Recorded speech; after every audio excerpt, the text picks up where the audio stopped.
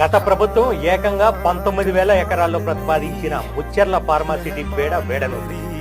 కాలుష్యం బారిన పడితే తమ గతి ఏం కావాలన్న లక్షలాది మందికి సమాధానం దొరికింది.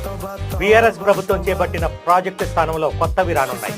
ఆ స్థానంలో కాలుష్యకారక నిర్ణయాలు రద్దయ్యాయి. అవే భూముల్లో ఆరోగ్యకరమైన ప్రాజెక్టులను చేపట్టేందుకు కాంగ్రెస్ ప్రభుత్వం ముందడుగు వేస్తోంది. హైదరాబాద్, సికింద్రాబాద్, సైబరాబాద్ ఇప్పుడు ముచ్చెర్లను ఫోర్త్ సిటీగా రూపొందించాలని నిర్ణయించింది కాంగ్రెస్ ప్రభుత్వం. అదే మన ఫ్యూచర్ సిటీ అవుతోందని సీఎం రేవంత్ రెడ్డి బుధవారం అసెంబ్లీలో ప్రకటించారు. ఇప్పుడు ఇదే హాట్ టాపిక్ గా మారింది.